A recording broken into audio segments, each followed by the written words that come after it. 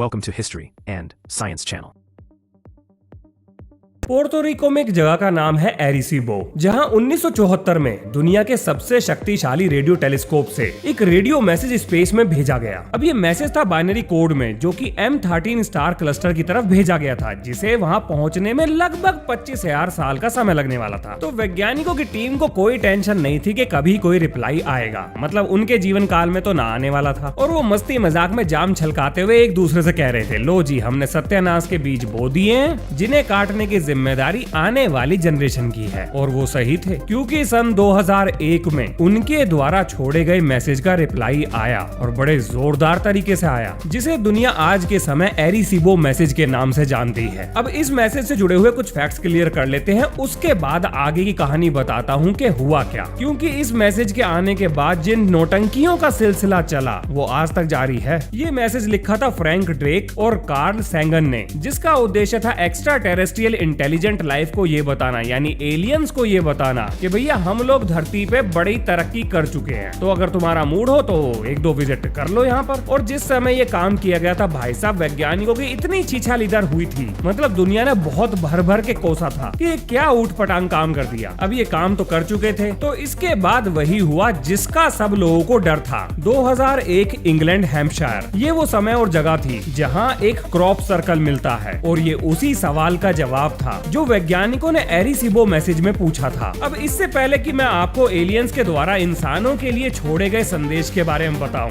जरा crop circle का इतिहास जान लेते हैं। तो भैया, खेत खलियानों में ये अजीब तरह की चित्रकारी 1678 से ही मिल रही है, और उस जमाने में लोग इन्हें दुष्ट आत्माओं का श्राप मानते थे। मतलब हाँ, दुष्ट आत्माएं भी श्राप देती हैं। अब कुछ लोग इसे यूएफओ नेस्ट भी कहते थे, लेकिन जहाँ पर भी क्रॉप सर्कल दिखाई देते थे वहाँ एक चीज कॉमन थी, वो ये कि ये हमेशा रात में ही बनते थे। दूसरी चीज, हर क्रॉप सर्कल के आसपास उड़ते हुए रोशनी के गोले दिखाई देते थे, और ये उन लोगों का दावा था जिन्होंने क्रॉप सर्कल सबसे पहले देखे। सबसे पहले क्रॉप सर्कल की फोटो 1937 में अंग्रेजों के साइंस जर्नल में छपी थी। फिर ये क्रॉप सर्कल 1945 में दिखाई दिए। फिर 1952 में अमेरिकी वायुसेना ने इन क्रॉप सर्कल्स के ऊपर जांच पड़ताल शुरू कर दी, और खेत खलियान में ये अजीब तरह की चित्रकारी इसी तरह से ही लगातार चलती ही रही, जो कि बहुत सिंपल डिजाइन से लेकर बहुत कॉम्प्लेक्स डिजाइन तक थे। लेकिन कभी भी किसी को इनका कोई मतलब समझ में नहीं आया, और ना ही किसी ने इन्हें अपनी आंखों से बनते हुए देखा था। लेकिन एक दिन किसी ने इन्हें बनते हुए देखा भी, और कैमरे में रिकॉर्ड भी कर लिया। सन 1996 में जॉन हिली नाम का एक इंसान इंग्लैंड के ओलिवर कैसल में कैंपिंग कर रहा था। तभी उसकी नजर उड़ते हुए रोशनी के गोलों पर पड़ती है, और वो फटाफट अपना कैमरा उठाकर उसकी वीडियोग्राफी शुरू करता है, और देखते ही देखते पहली बार बनता हुआ क्रॉप सर्कल कैमरे में कैद होता है। अब इस घटना से पहले वैज्ञानिक ये मानकर चल रहे थे कि क्रॉप सर्कल के पीछे कोई और कारण हो सकता है, जिसके बारे में शायद अभी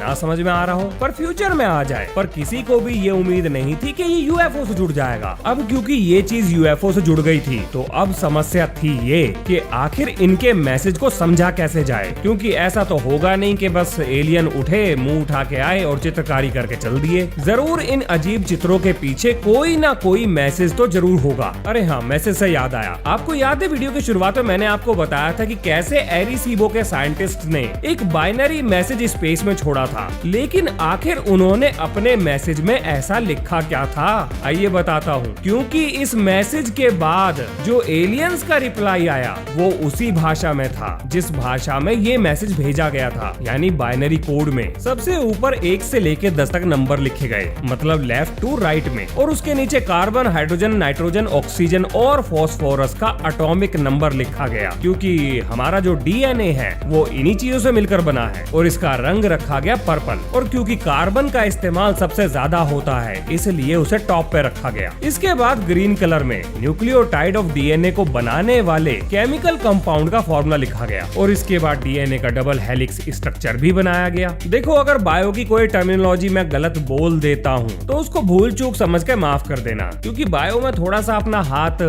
तंग है, ज्ञान की गरीबी है। फिर इसके बाद एवरेज ह्यूमन हाइट यानी कि 5 फुट 9 इंच और उसका स्ट्रक्चर बनाया गया, और उसके बाद दिखाया गया सोलर सिस्टम और 9 प्लैनेट्स। और आपके दिमाग में अगर ये सवाल आ रहा है कि प्लैनेट तो 8 होते हैं, तो भैया मैं आपको बता दूं, सन 2006 में में प्लूटो से उसका प्लेनेट का ताज छीना गया था। 1974 में तो 9 ही प्लेनेट थे, मेरे स्कूल टाइम में भी 9 ही थे। और इसके नीचे जानकारी दी गई कि भैया ये जो मैसेज हम आपको भेज रहे हैं ये भेजा है हमने एरिसीबो रेडियो टेलीस्कोप से, और इस काम को करने में लगभग 1679 बाइनरी डिजिट्स का इस्तेमाल किया गया, और इस सिग्नल को भेजने की फ्रीक्वेंसी थी 2380 मेगाहर्ट्ज, और इसे 10 हर्ट्ज की शिफ्टिंग से मॉड्यूलेट भी किया गया। और इस पूरे मैसेज को भेजने में लगभग 3 मिनट के आसपास का समय लगा था। अब क्योंकि रेडियो सिग्नल की मदद से हमने मैसेज भेजा था जो कि स्पीड ऑफ लाइट पर ट्रेवल करता है, तो जिस चीज की तरफ हमने मैसेज भेजा था वहां इसे पहुंचने के लिए लगभग 2500 साल यानी 25,000 ईयर्स का समय लगने वाला था। और मैं यूं कहूं कि अगर वहां इसे कोई पकड़ लेता, इस मैसेज को कोई रीड करता और रिप्लाई करता, तो इस मैसेज का रिप्लाई आने में लगभग 50,000 साल का समय लग जाता। 25 जाने के 25 आने के, तब तक तो धरती का क्रियाक्रम हो लेता। लेकिन 14 अगस्त 2001 ये वो तारीख थी जिस दिन चिलबोल्टन रेडियो टेलीस्कोप के नजदीक एक खेत में, जो कि इंग्लैंड में है, ग्राउंड पर अजीब तरह की आकृति बन जाती है, मतलब क्रॉप सर्कल, जो कि बाकी क्रॉप सर्कल से बिल्कुल अलग था, क्योंकि जमीन से देखने पर ऐसा लग रहा था जैसे कोई गेहूं के खेत में लुट-लुटी कर गया हो, जैसे कोई आवारा जानवर खेत में घुस गया हो और उसका जहां मन करा वो लेट गया, तो ऊबड़ खाबड़ ऊंची नीची आकृतियां बन गई। लेकिन जैसे ही ये क्रॉप सर्कल हेलीकॉप्टर से ऑब्जर्व किया गया, सबके होश उड़ गए। पहली बार देखने को मिला एक चेहरा, एक एलियन चेहरा, जो कि 3 दिन बाद गायब हो गया, और उसके बाद हमें मिला एरिसीबो आंसर, यानी कि 1974 में जो जानकारी हमने एलियंस की तरफ छोड़ी थी उसका जवाब आ चुका था, वो भी उसी भाषा में जो हम समझ सकते थे, यानी बाइनरी डिजिट्स। अब जैसे हमारे मैसेज में हमने अपना मेन एलिमेंट कार्बन बताया था, उन्होंने अपना मेन एलिमेंट सिलिकॉन बताया और डीएनए का स्ट्रक्चर भी बदल दिया। जो ह्यूमनली फिगर उन्होंने बनाई थी उसका सर काफी बड़ा था, और इसके अलावा बाकी और चीजें लिखी थी जिनके बारे में ढंग से अंदाजा नहीं लग पाया, पर ये उसी मैसेज से मिलती जुलती थी जो हमने भेजा था। आपको क्या लगता है, जितनी भी पिक्चर्स आप एलियंस की देखते हो, इंटरनेट पर देखते हो, आखिर ये चेहरा कहां से आया? सबका चेहरा एक जैसा क्यों है? अगर नहीं पता तो अब पता लगने वाला है, क्योंकि एरिसीबो आंसर के 1 साल बाद एक और मैसेज मिलता है जिसमें चेहरा बिल्कुल साफ साफ बना हुआ था और एक और मैसेज लिखा था। अब जिनको नहीं पता उन्हें मैं बता दूं कि इलेक्ट्रॉनिक कम्युनिकेशन को डिकोड करने के लिए ASCII का इस्तेमाल किया जाता है, मतलब अमेरिका वाले तो इसी टेक्नोलॉजी का इस्तेमाल करते थे। इससे जुड़ी हुई इंफॉर्मेशन आपकी स्क्रीन पे इस टाइम में दिखा रहा हूँ, और इस इंफॉर्मेशन का लिंक भी मिल जाएगा, तो किसी को इसके बारे में और जानना हो तो वो उस लिंक पर जाकर पढ़ सकता है। अब जरा ये message soon low. Beware the bearers of false gifts and their broken promises. Much pain, but still time. Believe. There is good out there. We oppose deception. Conduit close.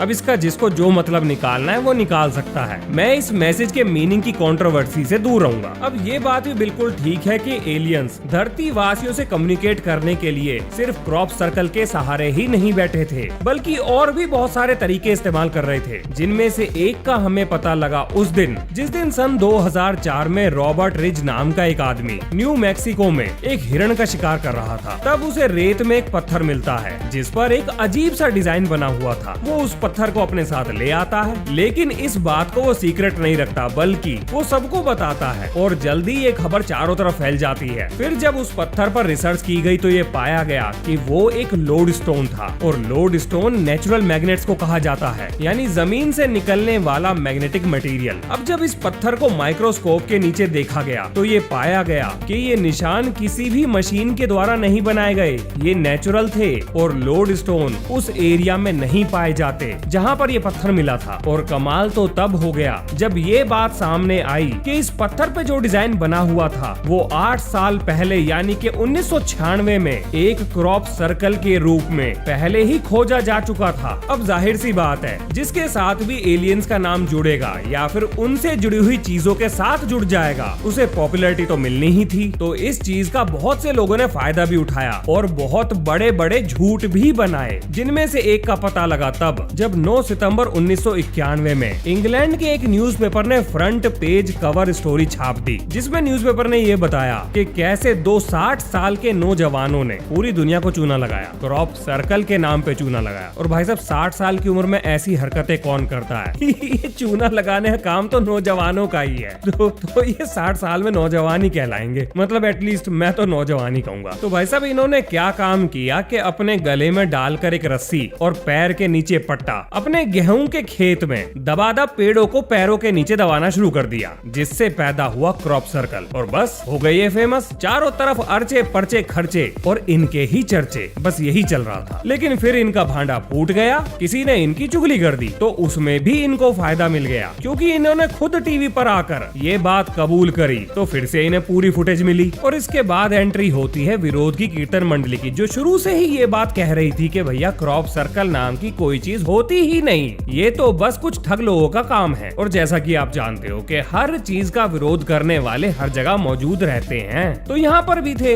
आखिर उनकी दाल रोटी इसी से तो चलती है। अब ये बात बिल्कुल ठीक थी कि इन दो बुढ़े बाबाओं ने क्रॉप सर्कल बनाए थे, लेकिन सारे क्रॉप सर्कल इनके बनाए हुए तो नहीं हो सकते। लेकिन इस बात को साबित कैसे करें कि कौन सा क्रॉप सर्कल नेचुरल है और कौन सा क्रॉप सर्कल बनाया गया है? क्या इसको साइंटिफिक तरीके से साबित किया जा सकता है? बिल्कुल किया जा सकता है, और किया भी गया है। तो क्या ऐसा कोई क्रॉप सर्कल मिला है जिसे इंसानों ने ना बनाया हो? बिल्कुल मिला है। देखिए, जो क्रॉप सर्कल इंसानों ने बनाए हैं उसके निशान प्लांट्स पर बड़ी आसानी से मिल जाते थे। वो एक साइड से बैंड थे, उन गिरे हुए पौधों का रंग भी बदल जाता था। और इस बनाए हुए क्रॉप सर्कल में कोई भी फिक्स पैटर्न नहीं था, मतलब पेड़ टेढ़े मेढ़े तरीके से जमीन पर पड़े थे। लेकिन कुछ क्रॉप सर्कल ऐसे भी थे जिनकी लेयर्स बिल्कुल पानी की तरह बिछाई गई थी, उन पर कोई निशान नहीं था, और पेड़ों के गिरने के बाद वो लगातार ग्रो भी करते रहे और कुछ समय बाद खड़े भी हो गए। अब इन क्रॉप सर्कल्स को ये मानना कि ये इंसानों ने बनाए हैं, ये साबित नहीं हो पाया था। पर इस बात को लेकर वैज्ञानिक इतने श्योर कैसे थे? क्योंकि उन्होंने खुद क्रॉप सर्कल बनाने की कोशिश की और उन्होंने ये पाया कि वो नॉन डिस्ट्रक्टिव तरीके से क्रॉप सर्कल को बना ही नहीं सकते। फिर एक दिन उन्हें पके हुए गेहूं के खेत में एक क्रॉप सर्कल मिला, और जैसा कि आप जानते हैं, जब गेहूं पककर सुनहरा हो जाता है तो उसकी बाल अपने वजन से टेढ़ी हो जाती है। लेकिन उस क्रॉप सर्कल में जो पेड़ जमीन पर लेट गए थे उनकी बाल टेढ़ी नहीं थी, पकने के बाद भी टेढ़ी नहीं थी। ऐसा कैसे हो सकता है? बिल्कुल हो सकता है, रेडिएशन ऐसा कर सकता है। पर खेत में रेडिएशन कहां से आएगा, यही तो पता करना है। देखिए, गेहूं के पेड़ का तना एपिकल नोड से सेपरेट होता है, और 1990 के बायोफिजिसिस्ट विलियम लेवेंगुड ने क्रॉप सर्कल से गेहूं के पौधों को निकालकर स्टडी करना शुरू करा, और उन्होंने ये पाया कि गेहूं के पेड़ के नोड अंदर से फटे हुए थे, और ये एक इंटरनल डैमेज था। जैसे पॉपकॉर्न को माइक्रोवेव में रखने पर मकई के दाने अंदर से फटकर पॉपकॉर्न का रूप लेते हैं, ऐसे ही गेहूं के नोड अंदर से डैमेज हुए थे, और ये सिर्फ माइक्रोवेव रेडिएशन से ही पॉसिबल था। इस चीज को फेक नहीं किया जा सकता।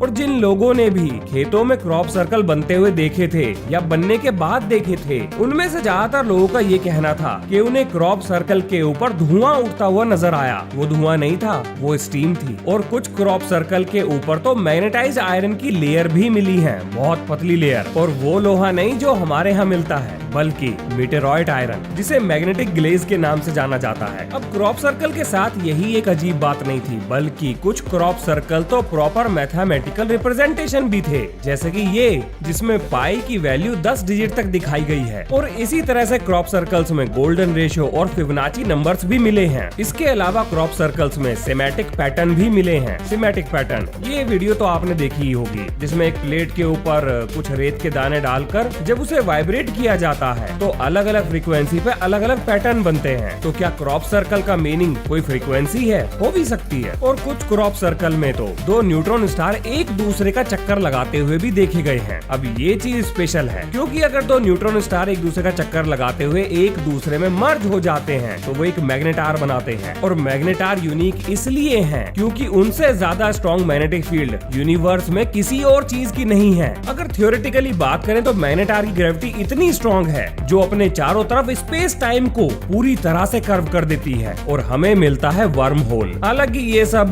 थ्योरेटिकल है पर पॉसिबल है। लेकिन अगर स्पेस में वर्म होल है तो वहाँ तक हम पहुँचेंगे कैसे? वैसे जिनको वर्म होल के बारे में नहीं पता मैं बता देता हूँ। वर्म होल स्पेस टाइम के 2 पॉइंट को कनेक्ट करता है, जिसमें से अगर ट्रेवल किया जाए, मान लेते हैं कि एक गैलेक्सी से दूसरी गैलेक्सी में जहाँ जाने में हमें हजारों साल लग जाएंगे या लाखों या करोड़ों भी, तो ये सफर कुछ घंटों या कुछ मिनटों का ही रहेगा। वर्म होल ऐसा कर सकता है। एटलीस्ट एल्बर्ट आइंस्टाइन ने तो यही कहा है। अब ऐसा नहीं है कि जितने भी क्रॉप सर्कल हमें मिल रहे थे वो सारे रिकॉग्नाइजेबल पैटर्न से थे, मतलब ऐसी आकृतियां थी जिन्हें हम पहचान सकें। कुछ ऐसी भी थी जिनका कोई भी लॉजिक नहीं बन रहा था। तब एक इलेक्ट्रिकल इंजीनियर निकोला रोमेंस्की ने अपना थोड़ा दिमाग लगाया। उन्होंने ये सोचा कि मान लेते हैं कि कुछ क्रॉप सर्कल हमें फ्रीक्वेंसी के बारे में बता रहे हैं कि उस पर्टिकुलर फ्रीक्वेंसी पर हम एलियन से कांटेक्ट कर सकते हैं। वहीं दूसरे क्रॉप सर्कल हमें स्पेस में वर्म होल के बारे में बता रहे हैं और कुछ क्रॉप सर्कल उस वर्म होल की लोकेशन के बारे में बता रहे हैं। लेकिन सवाल आता है ये